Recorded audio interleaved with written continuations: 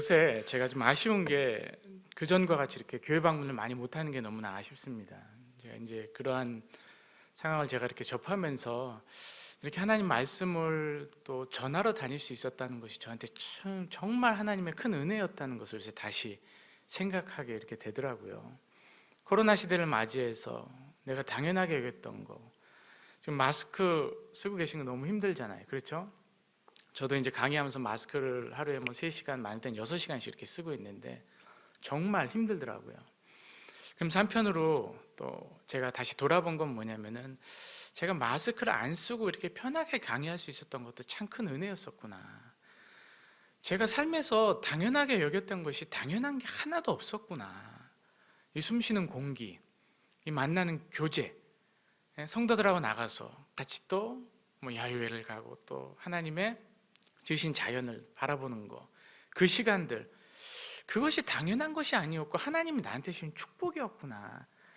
이렇게 막히니까 알겠더라고요. 내 인생에 당연한 것은 하나도 없었다는 것을 제가 다시 한번 경험하게 됩니다. 이렇게 마음껏 나와서 예배드릴 수 있었던 거 다 하나님의 은혜였다는 거죠.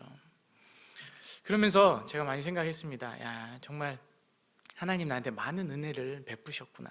오늘도 제가 받은 은혜, 말씀의 은혜를 여러분하고 나누는 귀한 시간 되시길 주의 이름으로 다시 한번 축원드립니다. 거리두기를 요새 많이 합니다. 거리두기를 벌써 이렇게 두고 앞에 막도 이렇게 딱 있는데, 거리두기 하면서 드는 생각이 있어요. 거리두기가 일상화가 되다 보니까요, 사람들하고 교제가 점점점 없어지는 것 같아요. 혼자 자꾸 있는 시간이 늘어나게 됩니다. 요새 가장 많이 팔리는 그 물건 중에 하나가 컴퓨터, 이 랩탑이라고 얘기를 하더라고요. 노트북이라고 얘기를 하더라고요. 그래서 전 가족이 편하게 지내려면 각 방에 컴퓨터 한 대씩, 예를 들어서 노트북 한 대씩 주면 다 만사가 오케이라는 거예요. 그냥 각 방에 들어가 가지고서 뭐 영화도 보고 숙제도 하고 일도 하고 다 할 수 있으니까. 그래서 컴퓨터하고만, 기계하고만 노는 그러한 시대가 점점 다가오고 있다는 거예요. 제가 이렇게 보면서 앞으로는 관계에 혼란이 오겠구나, 많은 학자들이 지금 염려하고 있는 부분입니다. 우리는 서로 만나서 서로를 통해서 분명히 사랑을 받고 서로에게 영향력을 받고, 우리가 누구로부터 먼저 영향을 받습니까? 우리 신자들 하나님으로부터 먼저 영향을 받고, 그 받은 영향력을 가지고 또 다시 어떻게 하죠? 세상에 나누게 그렇게 되어 있는데 점점 이런 것들이 안 되는 거예요. 이런 시대에 살아가는 거예요. 그러면서 정말 예배도 점점점 어떻게 보면은 우리가 이제 교회 신앙생활하는 것도 제한을 많이 받다 보니까 하나님과의 관계에서의 어려움, 또 성도에서의 관계에서 어려움이 계속 이 거리두기 때문에 이어진다는 거죠. 그러나 성경은 분명히 얘기하고 있습니다. 분파짓고 나누고 차별하는 일의 위험성을 경고하고 있습니다. 갈라디아서 5장 19절에서 20절 말씀입니다. 성경 말씀 보시면 육체의 일은 분명하니, 육체의 일로 얘기해요. 어떤 것인가? 음행과 더러운 것과 호색, 우상숭배, 주술, 원수 맺는 것, 이것까지 우리가 흔히 이해하는 것입니다. 그러나 그 뒤에 또 육체의 일로 분명히 얘기하는 것이 무엇이냐? 분쟁과 시기와 분냄과 당짓는 것과 분열함이라고 말하고 있습니다. 거리두기를 통해서 차별이 일어나면서 하나 일어나는 현상이 뭐냐? 결과적으로 분열함이 일어난다는 거예요. 이것을 분명히 육체의 일로 말하고 있습니다. 성경은요, 육체의 일과 하나님의 일을 두고 있어요. 결국 육체의 일로 계속 가다 보면 죄로 빠질 수 없는 것이 우리의 인생이라는 거죠. 이 땅에 예수님 왜 오셨을까요? 결국 하나님이 부모가 자녀를 왜 낳습니까? 사랑하니까 낳죠. 하나님이 우리를 만드셨는데 죄로 인해 너무너무 힘들고 어려운 생활을 보내니까 이 땅에 오셔서 말씀해 주시는 거 아니에요? 죄로부터 돌이켜라, 내가 도와주겠다. 하나님의 이미지와 형상을 가지고 성품대로 살아가면 아름다울 수 있고 행복해질 수 있다고 하나님이 말씀해 주시기 위해서 이 땅에 예수님이 오시면서 하나 정말로 우리에게 경고하는 메시지는 뭐냐면 육체의 일이에요. 죄의 일이에요. 신앙의 위인들이라고 하는 바리새인들의 모습을 통해서도 이러한 차별적인 모습, 이러한 분열하고 나누고 이러한 모습이 성경에 나타납니다. 누가복음 18장입니다. 바리새인이 얘기하는 겁니다. 또 자기를 의롭다고 믿는 다른 사람들을 멸시하는 자들에게 비유로 예수님 말씀하시죠. 두 사람이 기도하러 성전에 올라가니 하나는 바리새인이요 하나는 세리라. 바리새인이 서서 따로 기도하여 이르되 하나님이여 나는 다른 사람들 곧 토색 불이 간음하는 자들과 같지 아니하고 이 세리와도 같지 아니함을 감사나이다. 세리는 나는 일에 2번씩 금식하고 또 소득의 11조를 드리나이다 하고, 세리는 바리새인은 이렇게 혼자 서서 기도를 하고 있는데 세리는 그 옆에서 이렇게 얘기합니다. 멀리 서서 감히 눈을 들어 하늘을 쳐다보지도 못하고 다만 가슴을 치며 이르되 하나님이여 불쌍히 여기소서 나는 죄인이로소이다 하였느니라.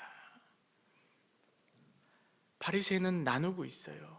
그러나 우리가 그 당시에 흔히 죄의 큰 뭐라 그럴까 결과를 이뤄냈던 세리를 보시면서 세리의 모습을 보면은 오히려 세리는 지금 나누질 않아요. 분열하는 모습이 우선 없어요. 하나님 앞에 자신을 구별되이 드리는 모습을 볼 수가 있습니다. 이 모습을 보면서 예수님이 누구를 의롭다고 하십니까? 세리 자체의 어떤 돈을 갖다가 텍스 컬렉터라고 그러죠. 잘못 걷는 그것을 얘기하시는 거 아니시고요. 이 행동, 죄를 하나님께 고백하면서 하나님께 가까이 가려고 하면서 하나님과 가까이 나타나는 특성 중에 하나인 거룩을 추구하는 이 모습을 보면서, 자신을 구별하는 이 모습을 보면서 예수님께서 어떻게 하시죠? 의롭다 하시죠. 그러나 바리새인들은요, 자신들이 거룩하다고 느꼈을지는 모르지만 누구보다도 이 땅에서 거룩한 삶을 사셨던 예수님에게는 인정받지 못하고 있습니다. 또 다른 예를 볼까요? 누가복음 5장 29절입니다. 레위가 예수를 위하여 자기 집에서 큰 잔치를 하니 세리와 다른 사람들이 많이 함께 앉아 있는지라. 바리새인들과 그들의 서기관들이 그 제자들을 비방하여 이르되 너희가 어찌하여 세리와 죄인과 함께 먹고 마시느냐. 그 당시에 보면요, 예수님은 죄인들한테 찾아가죠. 왜? 죄인 부르러 오셨으니까 같이 먹고 마시죠. 바리새인들은 세리한테 찾아갔을까요? 죄인들한테 찾아갔을까요? 바리새인도 죄인들한테 찾아갑니다. 세리한테 찾아갑니다. 근데 이게 다른 거예요. 뭐가 다르냐? 바리새인들은 세리한테 찾아가서 나누는 거예요. 나는 거룩하고 너는 죄인, 그러니까 너는 내 말을 들어야 되고 너는 부족한 존재고, 이렇게 다가가는 거죠. 그러나 예수님은 어떻게 다가가셨습니까? 죄인들에게 다가가셔서 바리새인같이 차별하는 것이 아니고 긍휼히 여기시는 거죠. 긍휼히 여기시는 거죠. 구별을 하는 자의 마음속에는요, 중요한 특징이 하나 나타나는데, 누가 구별을 하면서 할 수 있느냐면 예수님같이 거룩을 생활하는 사람이 구별을 할 수 있습니다. 이러한 구별의 모습을 통해서 하나 나타나는 특성이 있는데, 하나님께 가까이 가면 왜 복이 되는지 아세요? 목사님이 그렇게 강조하시는 말씀이 왜 그렇게 힘이 되냐면요, 그 말씀을 통해서요, 이 세상이 알려주지 못하는, 이 세상을 살아가야 되는 절대 진리와 참 말씀을 우리가 깨달을 수 있기 때문입니다. 세상은요, 우리의 모습을 통해서 자꾸 차별을 하는 거예요. 나는 너와 다르다. 나는 훌륭한 사람이고 나의 지도를 받는 다른 사람들은 부족한 사람이다. 이렇게 차별을 하지만 예수님은 죄인들에게 다가가시면서도 차별의 모습이 나타나지 않습니다. 오히려 예수님은요, 그들을 긍휼히 여기시며 죄에 대해서는 자신을 구별하면서 나타내시는 모습을 나타납니다. 성경은요, 거룩을 위해 구별된 삶을 요구하셨지 차별을 가르치지 않았다는 사실이에요. 레위기 11장 45절에 얘기합니다. 내가 거룩하니 너희도 거룩할지어다. 차별은 구별과 다르죠. 거룩한 삶은요, 나의 생활 방식을 거룩히 만듦으로 인해서요, 다른 이들을 거룩으로 이끄는 삶이에요. 나누는 것이 아니고 거룩으로 동질화시키는 삶이 바로 구별의 삶입니다. 오늘날 이 코로나 시대, 거리두기가 만연해 있는 시대, 거리두기의 병폐가 만연해 있는 시대, 우리가 다시 살아가야 되는 것은요, 남과 다른 사람, 나와 다른 사람을 차별하는 것이 아니고요, 우리가 먼저 하나님 앞에 나와야 돼요. 거룩을 회복해야 돼요. 그 거룩을 통해서 그 거룩의 모습의 삶을 나누면서 세상 사람들을 동질화시켜야 돼요. 세상은 거리두기를 얘기하지만 우리는 거룩을 추구하며 그들과 함께 어떻게 해요? 긍휼을 베풀고 거룩의 모습으로, 거룩의 생활로 그들을 불러 드려야 합니다. 아니면요, 얼마나 많은 사람들이 지금 아파하고 있어요. 여러분, 우리 가정을 보시고 우리 주위를 보세요. 얼마나 많은 문제가 지금 생기고 있습니까? 코로나로 인해서 한 번도 가보지 않은 길을 걷고 있죠. 가보지 않은 길에서 엄마는 엄마대로, 아빠는 아빠대로, 부모님 부모님대로, 자녀는 자녀대로의 삶을 살다가 가족이라는 곳에 다시 뭉쳐져 있었습니다. 뭉쳐놨어요. 뭉쳐놨더니 교회에서는 그렇게 열심히 신앙생활하던 우리 성도들이 가정에서는 어떻게 해야 할 바를 모르는 거예요. 일상에서는 어떻게 생활해야 되는지를 모르는 거예요. 일상에서의 신앙생활, 우리 엄마 아버지가 교회에서는 정말 집사님, 권사님, 정말 훌륭하신 목사님이었는데 가정에서 이렇게 계속 생활을 해보니까 그렇게 대단하신 것 같지 않아. 그렇게 하면서 지금 신앙의 정체성, 인생의 정체성, 삶의 정체성, 어떻게 살아야 되는지, 어떻게 같이 살아야 되는지 모르고 살면서 방에 들어가서 서로 거리두기를 하고 있는 거예요. 그러니 그 거리두기의 폐단이 오늘 동일하게 우리의 가정에 나타나는 거죠. 결국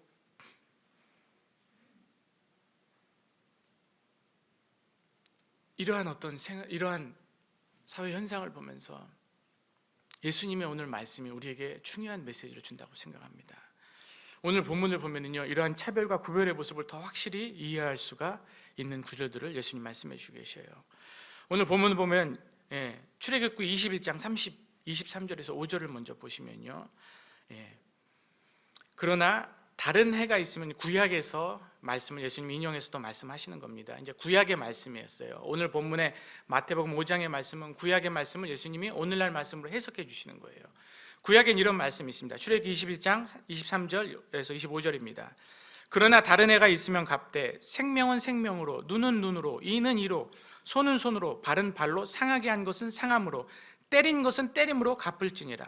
레위기 24장 20절 한번 보시면, 상처에는 상처로, 눈에는 눈으로, 이에는 이로 갚을지라. 남에게 상해를 입힌 그대로 그렇게 할 것이며, 이렇게 나와 있습니다. 이런 구약의 말씀을 신약에 와서 예수님께서 오늘 말씀으로 바꿔주시는 거예요. 38절에서 말씀이죠. 눈은 눈으로, 이는 입으로, 이로 갚으라 하였다는 것을 너희가 들었으나 나는 너희에게 이르노니 또 눈은 눈으로, 이는 이로 갚으라 했다는 것을 너희가 들었으나 나는 너희에게 이르노니 악한 자를 대적하지 말라. 누구든지 내 오른편 뺨을 치고는 왼편도 돌려대며 또 너를 고발하여 속옷을 가지고자 하는 자에게 겉옷까지 가지게 하며 또 누구든지 너로 억지로 오리를 가게 하거든 그 사람과 심리를 동행하고 내게 구하는 자에게 주며 내게 꾸고자 하는 자에게 거절하지 말라. 또 내 이웃을 사랑하고 내 원수를 미워라 했다는 것을 너희가 들었으나 나는 너희에게 이르노니 너희 원수를 사랑하며 너희를 박해하는 자를 위해 기도하라. 이렇게 말씀하시죠. 신약과 구약의 모습이 다른 건가요? 아니에요. 말씀을 자세히 살펴보면요, 구약의 말씀, 이는 이로, 눈은 눈으로, 상처는 상처로, 이 말씀은 뭐냐면요, 구약의 하나님의 말씀은 함무라비 법전에서 나오는 눈은 눈으로 갚아라, 이는 이로 갚아라. 그래서 법의 어떤 위중함, 두려움, 공포심, 이걸 갖다가 일으키려는 그러한 의도가 아니고요, 하나님의 말씀은 뭐냐면요, 구약의 말씀은 가해자의 책임을 강조하는 거예요. 가해자의 책임, 복수의 의미보다는 보상의 의미가 있는 거예요. 때린 것은 때림으로 갚을지니라. 상처에는 상처로, 눈은 눈으로, 해를 입힌 자는 그대로 그렇게 하라는 거죠.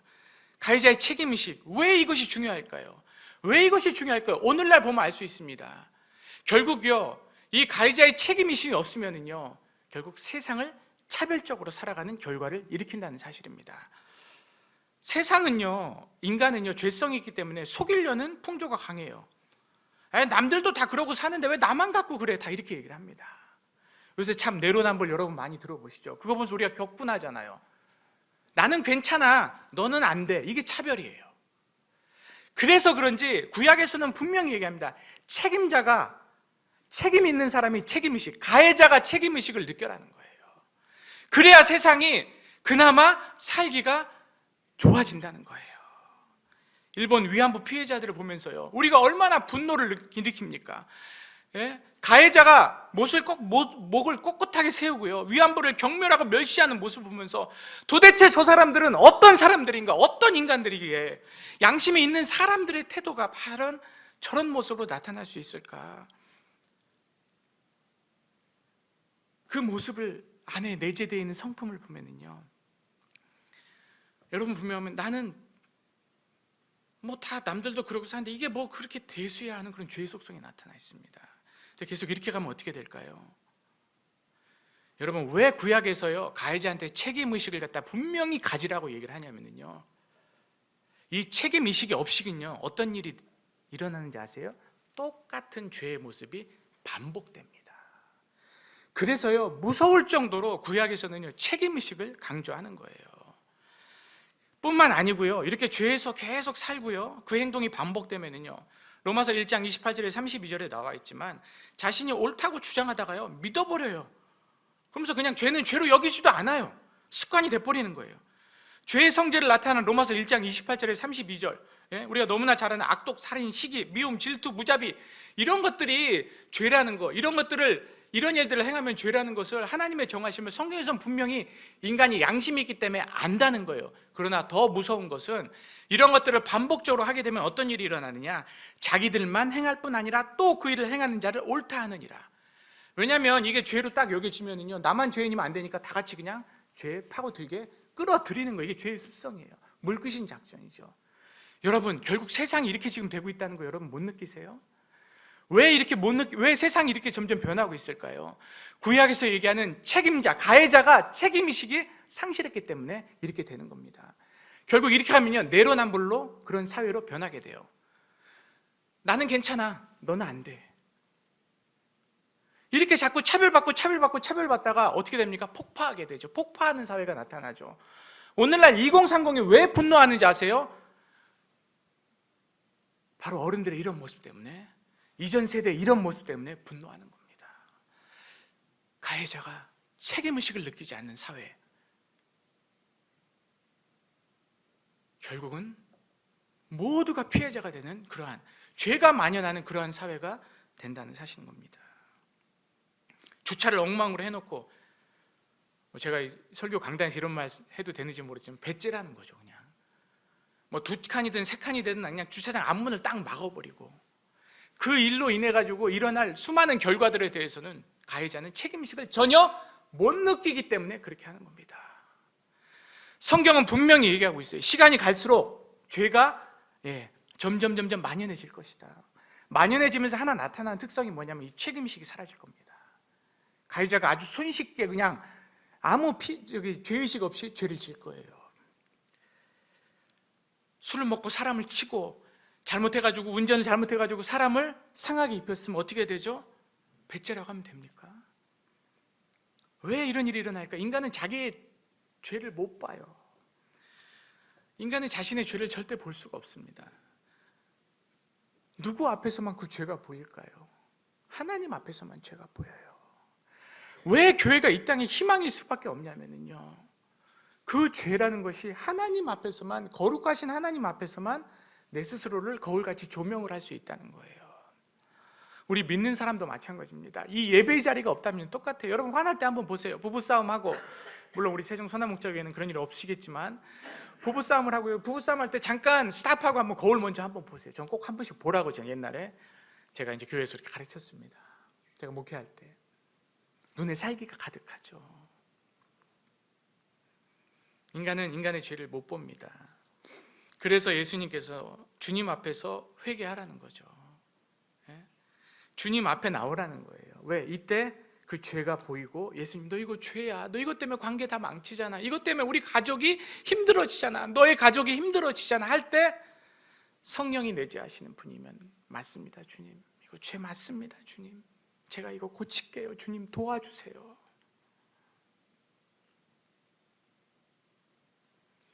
하나님이 도와주셔야 죄로부터 벗어날 수 있게 된다는 거예요. 한 번 죄에서 돌이킨다고요 해결이 될까요? 아닙니다. 지속적으로 회개해야 돼요. 그래야 뭐가 생겨요? 책임의식이 생겨요. 우리 크리스찬들이요, 이걸 다시 회복시켜야 돼요. 구약에서의 하나님 말씀인 책임의식을 우리가 먼저 강조해야 됩니다. 세상 사람들은 그냥 쉽게 어기고 그냥 쉽게 잘못하는 것에 대해서 우리가 책임의식을 가지고 이 땅을 살아야 돼요. 한 번 미안하다고 사과한다고 될까요? 여러분 독일 보세요. 2차 세계대전이 종료한 지 얼마나 지금 오래됐어요. 그런데 아직도 자기들의 한 행동에 대해서 잘못했다고 하잖아요. 이러한 행동은요, 책임의식을 가지고요, 과거에 저지른 죄를 다시 반복하지 않겠다는 다짐을 통해서 행동을 바꾸어 나가려는 의지가 나타나는 겁니다. 제가 볼 땐 일본같이 저렇게 해서는요, 역사가 반복될 겁니다. 결국 어떻게 되냐? 내로남불의 사회가 되죠. 아무도 책임지지 않죠. 그러다 걸리면 맘대로 해봐, 이렇게 될 겁니다. 죄악이 판치는 사회. 오늘날 우리 사회 모습을 보세요. 사회 지도층이 성적 타락으로 걸렸죠. 그럼 책임져야죠. 뭐 다 그러고 사는 거 아니야? 정치 지도자라고 하는 사람들이 그러한 의식을 갖고 책임의식을 갖지 않다면 젊은이들이 분노할 겁니다. 이 땅에 사람들이 분노해야 됩니다. 왜? 지도자는 책임의식이 있어야 돼요. 지도자가 남들 다 그렇게 사는데 왜 나만 갖고 그래 살면 그 사회 망합니다. 군사혁명을 일으켰던 사람들에게 역사가 요구하는 것이 무엇일까요? 책임의식입니다. 이 책임에 대해 통감하고 인정하지 못한다면 그 역사가 반복되기에 그렇습니다. 오늘날 미얀마 사태를 보면서 우리는 광주를 바라봅니다. 분명히 그 일을 행한 사람이 책임의식을 가지고 이 땅의 사람들이 살아간다면 저는 이 땅의 사회가 좀 더 아름다워질 것이라고 믿습니다. 그러면 또 하나의 질문은 이거예요. 예수님이 오늘 그 질문에 답을 주신 것입니다. 구약의 질문에. 그러면 예수님, 그래도 가해자가 책임의식을 못 느끼면 어떻게 하죠? 보통 가해자가 책임의식을 못 느끼면요, 세상은 어떤 일이 일어납니까? 복수극이 일어나죠. 오늘날 우리나라 사회가 꼭 복수열전이 일어나고 있는 것 같지 않습니까? 내가 정권을 잡으면 나를 반대했던 사람들은 모두 다 잡아넣죠. 그리고 또 반대편에서 정권을 잡으면 다 잡아넣죠. 결국 피해자는요, 왜 그렇게 피해자가 다시 정권을 잡으면 그렇게 할 수밖에 없느냐? 이 사람들이 어떻게 했어요? 그 가해를 당하면서 때를 얻든지 못 얻든지 기회만 생기면 복수하려고 했을 거예요. 자신 세대 못하면 자녀 세대라도 어떻게 복수활극을 일으키려고 했겠죠. 화를 화로 갚는 사회, 행복하지 않죠. 결과적으로 차별이 난무하는 그러한 사회가 된다는 거죠. 아무 영향력이 없죠. 책임의식도 없고 계속해서 또 다른 차별이 일어나고, 이러한 차별의 결과가 세상에 판치게 되니까 예수님이 예수서 말씀하시는 거예요. 그럼 가해자가 책임의식을 못 느끼고 미안합니다 못하면 어떻게 되냐? 예수님 오늘 말씀하시는 거예요. 내가 보여주지 않았냐? 그 사람을 용서할 수 있도록 해봐라. 구약에서는 책임의식을 강조했는데 예수님은 책임의식을 건너뛰어서 가해자가 그러면 나는 잘못한 게 없습니다 하면 어떻게 해야 되느냐? 용서해 보도록 해보자. 사랑해 보도록 해보자. 긍휼히 여기도록 해보자. 불쌍히 여기도록 해보자. 이 땅에서 사라진 단어가 하나 있습니다. 당시 예수님이 이 긍휼이라는 말씀을 하실 때에도 로마 시대에는 긍휼이라는 단어가 없었어요. 그러나 상대방에 대한 책임의식을 갖기 시작하면 하나 나타나는 단어가 있는데 사랑과 용서와 긍휼의 마음이 나타나기 시작한다는 겁니다. 결국 인생을 바꾸고 세상을 바꾸는 힘은요, 바로 이 하나님의 방법이에요. 어떻게 이런 일들을 실천할 수 있느냐? 구별의 방법을 하나님이 얘기하십니다. 오리를 가고자 하면 십리를 가고, 내 이웃을 사랑하고, 그 다음에 그 사람들을 원수를 사랑하며 너희를 박해하는 자를 위해서 기도하라. 긍휼의 방법을 예수님이 오늘 본문을 통해 말씀해 주시는 거예요. 긍휼의 뜻은 뭐냐면요, 원어를 보면요, 애간장을 녹이는 것 같이요, 그 사람의 아픈 마음을 공감하는 것이 바로 긍휼입니다. 부모가 자녀의 아픔을 공감하는 거, 바로 사랑을 전제로 한 행위가 바로 긍휼이에요. 누군가를 긍휼히 여길 때를 한번 여러분 생각해 보세요. 누군가를 여러분이 긍휼히 여길 때, 성경에 긍휼히 여길 때, 신약의 그 로마 시대에 없었던 긍휼의 단어, 긍휼이라는 단어가 성경에 쓰여져 있죠. 이 긍휼이라는 단어가 어디서 온 단어인지 아십니까? 하나님의 성품입니다. 하나님을 가까이 하는 자가 거룩의 성품을 입듯이 이 긍휼의 성품을 입어요. 오늘날 교회가 다시 회복해야 되고 이 땅에 이 민족과 이 세상이 회복해야 되는 중요한 단어가 있다면 저는 긍휼이라고 생각합니다. 다른 사람의 아픔을 공감해야죠. 저 사람은 저렇게 아파하고 있는데 나는 안 아프니까 괜찮아? 차별이죠. 바리새인과 똑같은 거죠. 예수님이 왜 죄인한테 가서 먹고 마셨을까요? 예수님은 그렇게 하시고 싶었을까요? 예수님은 그 사람들을 사랑했어요. 긍휼히 여기셨어요. 편안해서 도와주고 여유가 있어서 도와주는군요. 동정입니다. 그러나 긍휼은 달라요. 내가 그 사람의 아픔과 고통을 먼저 느끼는 거예요. 이미 그 상황을 경험했기 때문에 느낄 수도 있어요. 영어 단어의 긍휼은 컴패션이라는 단어입니다. 이 라틴어에서 나왔는데 함께 고통을 받다는 의미예요. 함께 고통을 마음속으로 깊은 곳에서 느끼는 마음이죠. 제가 차별과 구별의 다른 점을 이렇게 한번 설명할 수가 있겠습니다. 차별은요, 그 사람의 아픔을 못 느끼는 거예요. 절대 못 느끼는 겁니다. 구별은 그 사람의 아픔을 느끼는 거예요. 그러니 무례행치 않습니다. 이것이 주님이 말씀하시는 성도의 모습입니다. 결국 그 사람을 사랑하는 높은 차원이 긍휼로 나타나지 않나 생각해 봅니다. 5월달 가정의 달입니다. 우리 가정에서 한번 생각을 해보시죠. 저도 이제 목회를 지금 학교에서 지금 목회를 하고 있지만 저도 이제 현장에서 목회를 한 6년 정도 했습니다. 이제 그 구역 식구들이 이렇게 있는데 저를 많이 아껴주시고 사랑해주는 권사님 집사님들이 이제 구역이 딱 바뀌고 교구가 바뀌면은 저를 찾아오셔가지고 몇 분이 이제 알려주시는 거예요. 뭐 어떤 분은 어떻고 어떤 분은 어떻고 알려주시는 거예요. 나쁜 의미보다는 이제 어려움 같이 기도 제목 같은 걸 나누시는데 이상하게 한 분에 대한 공통적인 의견은 뭐냐면은 목사님 저분은 조심하세요. 근데 문 목사님도 제가 그런 거 많이 느끼는데 목회자의 마음은 좀 다릅니다. 목회자는요 우선 그분을 이해하려고 하는 그런 의도가 좀 있어요. 생각이 있어요. 물론 성도님들도 분명히 있죠. 근데 이제 그 목회자한테 많은 성도님들이 얘기하는 그 성도님들이 뭐 다른 성도님들을 대하듯이 대하진 않거든요. 자꾸 찾아가게 되고 이해하게 되면요 그분이 왜 그런 행동을 하는지 알게 돼요. 그래서 이해가 되면 그 다음에 사랑하게 되더라고요. 이해가 되면요 긍휼의 마음이 생기기 시작합니다. 저는요 이 긍휼이라는 것은 사랑의 높은 차원 같아요. 부부지간에도요 사랑으로 시작하죠.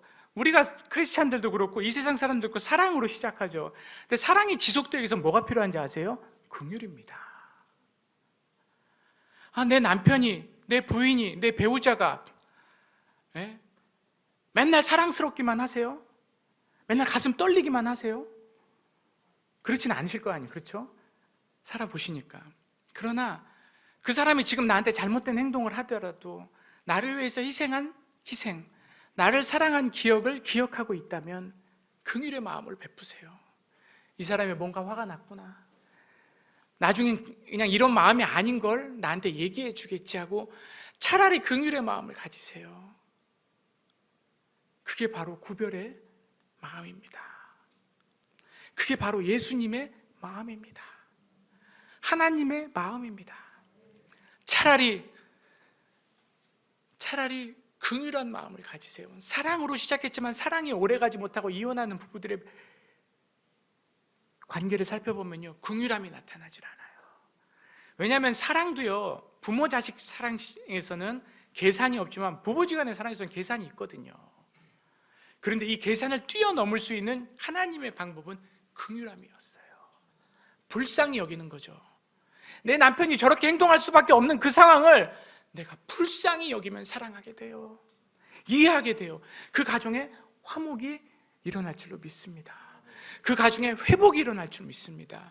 오늘날 이 땅에서 우리가 다시 찾아야 될 중요한 단어, 이 거리두기가 심각한 이 시대에 우리가 기억해야 될 중요한 단어는 바로 긍휼함입니다. 첫 번째가 책임의식이었고 두 번째가 바로 긍휼함이에요. 좀 못해도 인정해 주는 거죠. 자녀한테는 그게 되잖아요. 긍휼하게 여기잖아요. 사제지간에도 필요하고요, 부부지간에도 필요하고요, 성도지간에도 필요하고요, 이웃과도 긍휼이 필요해요.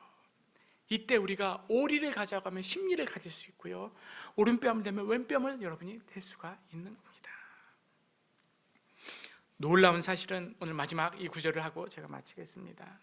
성경에 예수님께서 이렇게 말씀하십니다. 긍휼히 여기는 자는 복이 있나니 그들이 긍휼히 여김을 받을 것입니다. 나도 부족하고 넘어지지만 망하지 않고 오늘 여기까지 지켜지는 이유는 예수님께서 나를 어떻게 해주신 거예요? 긍휼히 여겨주신 거예요. 한 번만 긍휼히 여겨주셨나요? 계속 긍휼히 여겨주셔서 오늘 우리가 여기에 예배드릴 수 있는 거예요. 동정으로 베풀면 여러분 못하지만 긍휼로 베풀면 하나님이 하나 약속하시는데, 네가 긍휼로 다른 사람에게 베풀면 하나님이 긍휼히 여겨주신다는 말이 무슨 뜻인지 아세요? 여러분의 인생을 긍휼로 채워주시겠다는 겁니다. 여러분 어떤 인생 살고 싶으세요? 하나님의 은혜 가운데 살고 싶으시죠? 하나님의 은혜를 사모하신다면 긍휼의 마음을 베푸시기 바랍니다. 긍휼히 여기는 자는 하나님께서 긍휼히 여김을 받을 것이라고 약속하셨습니다.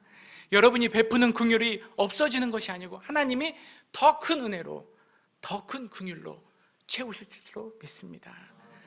차별이 아닌 구별의 삶, 이것이 오늘 예수님이 말씀하시는 삶입니다.